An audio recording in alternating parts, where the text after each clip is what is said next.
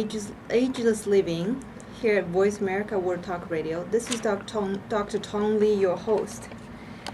And I want to thank you for tuning in. Our listeners, we can't do without you. And we also want to thank our sponsors. Also want to thank our major sponsor, Arizona Laser and Skin. Arizona Laser and Skin is a full-service med spa. We take care of you from inside out. We are in the beauty business, but we realize the health is important for you. So we offer free consultation for health counseling, acupuncture, and from facials to facial plastic procedures. And our phone number is 480-598-9733. Once again, 480-598-9733. You can also visit our website, that is azmdlaser.com. So we've been talking about a lot of health-related issue. Last week we talked about herbal teas and who shouldn't be drinking it. What do you need to be watching out for? And we also went over the most popular two herbal teas. One is ginger tea, the other is lemon tea. What good properties they have. We're going to continue talking about herbal teas, and there's still many very popular herbal teas and blend of them. So what are you should looking for your condition, for your health? Everybody's having different health issue at different times. So before we go further, I want to point out everybody's different. Some people may be allergic to certain chemicals, even in the natural product like in tea. So always check, especially if you have a severe medical condition, or if you're taking prescription medications, you definitely want to consult your doctor to make sure it is okay to take those teas, especially in large amount. So the popular herbal teas that's out in the market, there are many of them. We're going to cover the most popular ones. Ginger tea and lemon tea, we talked about it last time. In the health tip of today, I'm actually going to talk about other uses for lemon juice, lemon water, and lemon itself. We're going to cover a little more of that as our health tip of the week. It's wonderful. Lemon is, you never want to get lemon out of your kitchen. It is so wonderful, so helpful. But other popular teas, chamomile is a very popular tea. Usually chamomile is standalone by itself. People put hot water and brew it and drink that to relax. Chamomile has a property of de-stressing. So if you feel uptight, stressed, chamomile tea is a good choice. As a calming effect, it actually also helps in digestive system. It will reduce bloating, indigestion. Something to watch out for though is if you're taking something called Coumadin, which is an anticoagulant, a blood thinner, you may want to check with your doctor before you take chamomile tea or too much of it. Oh yeah, before I forget, another thing is, we know these herbal teas are good, has a lot of health benefits for you. But how frequent, how much should we drink it? Should we be drinking it all the time? Like treating it as water? Or should we only be drinking a certain amount so we don't get toxic or get, intoxicated or getting too much of the chemicals? Well, I think this is a very relevant question. In our last show, we talked about ginger being a yang property food. The best time to have ginger is in the morning. Guess what? Not only ginger has properties, all these other herbs have properties too. So even though you decided to pick one herbal tea, to add to your diet, it may not be appropriate to drink a lot of it all the time. Your health conditions change. You may have had some problems with indigestion, but when you don't have it, you probably need to stop and change. What do you take as a herbal beverage? So in this instance, for chamomile, blood thinners don't go very well with chamomile. You check with your doctors before you drink a lot of it. So the second one we were talking about is ginger tea, or actually ginseng tea. Sorry about that. Ginseng is a very, very ancient Chinese herb. It's considered precious because it adds to your positive energy. If you're tired all the time, if you're just sluggish, like when we were younger, we were able to sing the song, the higher pitch, much bigger volume. When we age, that ability kind of tends to decrease. This is considered partially decreasing in qi. So ginseng is very good in replenishing your energy level, add some of those qi. Ginger, there are actually different kinds of gingers, ginsengs. Ginseng, there's American ginseng, there's Korean ginseng. Here what we're talking about is probably the one that's more readily available here is American ginseng. American ginseng is considered very mild, meaning that it's not too much heat or not too much cold. It's actually relatively appropriate for taking in the longer term. Ginseng is also found to have some properties on the heart. So if people have heart failure, this actually acts as a stimulant to the heart to make the heart work better.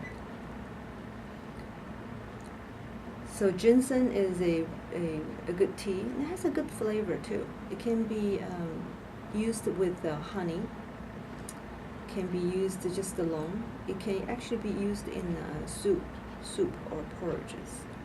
So tea is just one way of making or taking ginseng. By the way, I want to kind of talk about the definition of tea. In the traditional, I didn't Google this, so I didn't look it up, but I believe, my understanding, in the traditional form, tea is considered a very narrow list of leaves. You basically, those usually have caffeine in it, but now when we go herbal, flowers, certain seeds, certain fruits, even fruit peels. Everything you brew in hot water and make into, hot or cold tea. So basically, it's a different way of describing tea. So when we're talking about tea, the real tea, the traditional tea, has usually caffeine in it, more or less. But a lot of those herbal teas don't have. Most herbal teas don't have caffeine in it. I think that's the major difference. I guess we can Google and look it up. Are there different definitions? So, peppermint, another popular ingredient for tea.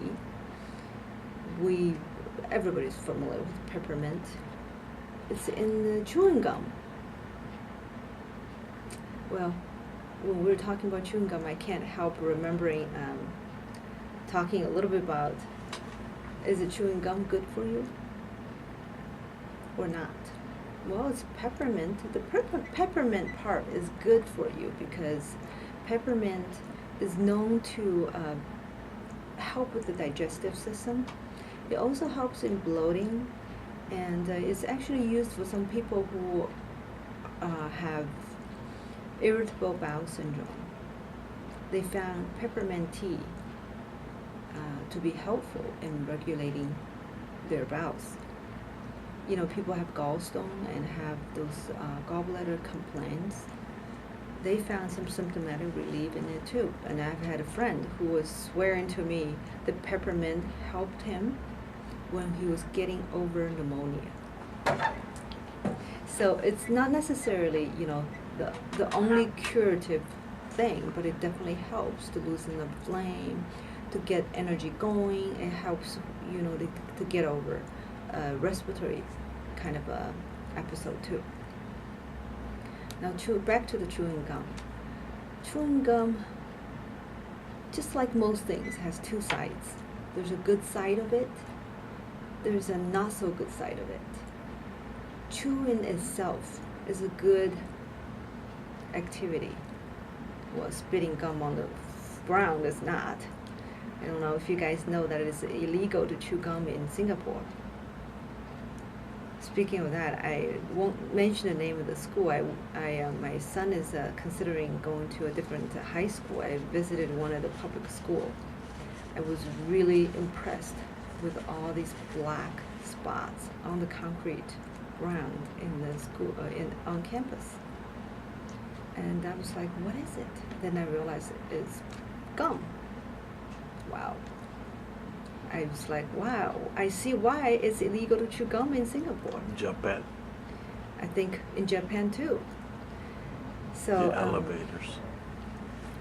So chewing gum, that mechanical chewing action is actually good for you for many reasons. One of it is it will help to produce more saliva, which has a lot of health benefit. Saliva is good for you. If you were to spit your saliva out constantly for half an hour, you'd be really weak and sick by the end of the day. Don't experiment with that. I don't recommend that. Well, in Chinese traditional medicine, the theory is the saliva is considered one of the, I think I need to translate that word better. It's a very important, almost like blood, important essence of body fluids for you. One of the longevity exercise you do in the morning is actually moving your tongue and sweep your tongue in the mouth and exercise your tongue and produce more saliva and swallow it. So chewing gum is good. It cleans the teeth. It helps you to produce more saliva, and of course you're naturally swallowing those saliva. It keeps the bacterial load in the mouth low. Saliva has properties of killing the oral bacteria. So that's the good side of it. The not so good side of it, the additional chemicals in it. So especially the sugar-free ones, the sugar-containing ones, obviously we don't want too much sugar intake. So that's a concern. The sugar-free one, the sugar-free type of gum is of concern too. There are other, next time look into the ingredients, see what else you're getting into your body. So if you're chewing a lot of gum, you're getting those chemicals in. So just be aware of those pros and cons in chewing gum. Air in the stomach. Also, when you are, chewing gum, you naturally swallow a lot of air, which is not toxic, but it can be unpleasant because it has to come out either upper or lower. Otherwise, you'd be bloated. So that's the talk about the peppermint tea. Peppermint tea is good for digestion, good for the irritable bowel system, bowel syndrome, and it can help with the respiratory system too. This next herbal tea, is something I've been familiar with. I'm surprised to see it that's so popular nowadays in the market. It's called Hawthorn berry tea. Hawthorn is a tangy, tart, little sour, but little sweet. I think it's similar to cranberry flavor. It's a wild berry that is known to actually help for digestion. Like if you were to eat something you feel like you can't digest it, or you've overeaten. Sometimes the steak was too good, you had too much of it. This will help you to feel some relief. It also has a lot of vitamin C in it. It's a very strong antioxidant. And also it's known to strengthen the blood vessels and lower cholesterol. So when we do come back, we're going to continue talking about more of the popular herbal teas and what features they have. This is Dr. Tong Li. If you ever have questions and comments, call us at 480-598-9733. Don't go far away, we'll be right back.